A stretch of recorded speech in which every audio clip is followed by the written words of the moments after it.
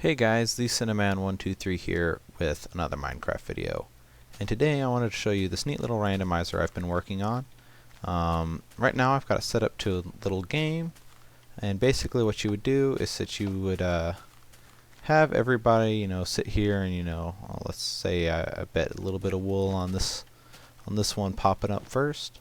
Basically what happens is after a random length of time, one of these is going to pop up and like that. And you can see the redstone device back here. It's very small and it relies on a minecart track. It's a little bit of a glitch, but I don't think it's too abusive. And it's totally random which one's going to pop up first. You can get the same output twice in a row. You could get two outputs if you are really lucky. And it's just a really neat little glitch or contraption or whatever you want to call it. And I'm going to show you guys how to build it. Alright, so the first thing you're probably wondering is, how does this work? Because most of the time we can't actually have random systems in Minecraft. And well, the way that it works is these little devices here, they push or pull minecart tracks whenever after a random length of time whenever they update. And the length of time for this is 100% random, as I've said before. There's no way to predict it or anything. There is the occasional glitch. Actually, that's a new one. I've never actually had that happen before. But where minecart tracks can break. But I've made an easy fix for that glitch that I'm going to show you guys right as soon as I show you guys how to build these. So here is two individual units. These are a little bit easier to deal with, and I'll go ahead and break this one because it's a little bit easier to see. And basically what we've got, if I can just peel back all this dirt, oop, I needed that. As you can see, there's a piston under here with a building block of some sort, a detector rail, and some way to pull power away from that. Oh, I got rid of my repeaters, didn't I? Yeah, sure did. A repeater right here with the delay set to 4, and then redstone leading up to this piston. And basically what happens here is that whenever a minecart goes over the track, it pushes it up, and for some reason the detector rail stays active until the block updates. And now it's not a standard update like placing a block next to it. It's stable like as far as that goes. It's not breaking the block. You can see there that didn't work, but it's actually whenever the block itself gets updated, like that spot in the 3D space, because now you can see that broke the connection. But it's whenever this gets a redstone update, and that's basically just the world telling it whether or not it's powered or not.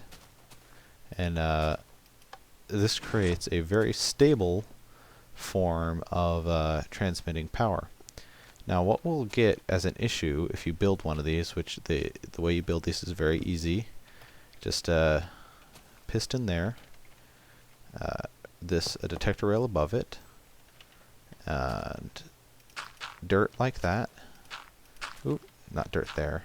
And then dirt up and around like this. Excuse me. A repeater, turn back, set to 4, and then some redstone, and then another piston. And that's literally all I have to do. Now all I have to do is run power from it. But what we'll have as an issue is that sometimes whenever we have a whole bunch of these strewn together, the minecart will slow down. So all we need to do is place a redstone torch there and a powered rail. Now, of course, these detector rails are going to be active most of the time, but we want to make sure that they're active all of the time. So we just got to put that redstone torch there to make it work. Now one thing you might notice if you look at the minecart rails, they're not facing the right way for the minecart to come through. It does work, but it's a bit glitchy. I've noticed, especially on multiplayer, it doesn't seem to work that well. But the nice thing about this design is that it can, in fact, go both ways. And here, just let me destroy that. And we'll see that if we can just put a minecart over here, push the button, it goes over just fine, no glitches. So if you've got that sort of issue going on where the minecart rails are going down into the next detector rail, just do like that, and it solves itself. Now you may be wondering, what you could use this for. Now, I do have to admit there aren't that many great uses, but I found that it's very nice for like little games like this one I showed you at the very beginning, with the mine carts going down, or with the pistons going down, and like betting on which one's going to come up first, the roulette board. You could replace this old design that I had come up with last video that I posted with that. You could set up like a random music sequencer or like some sort of racing game. But basically you'd use it for games or stuff like that, or stuff that you wanted to happen like really randomly in your world. Something else I should note is that if you're not satisfied with the randomness of any sort of gate that you put on this, like an AND gate or what have you, just increase the number of torches that you've got on your outputs, and the problem should fix themselves. If you want it more random, this is a really compact way to do things, and it's just a fun little thing. Another use you could possibly have for this is like if you had a pressure plate or something like that. Let's just say this button was a pressure plate and I walked over it. After some random length of time of wandering into the base ill-advised, TNT could be set off, or whatever.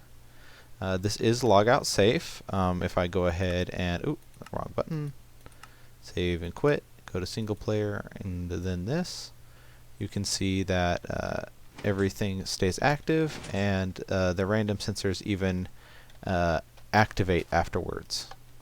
And that was actually totally unplanned. I did not expect for those to turn on. Alright, I hope you guys enjoyed this video. If you guys did, I would certainly appreciate leaving a... That's awesome. I totally did not plan that. But if you don't mind taking a second to leave a rating, I would really enjoy it. And I guess until next time, this is the TheCinnaman123 signing off.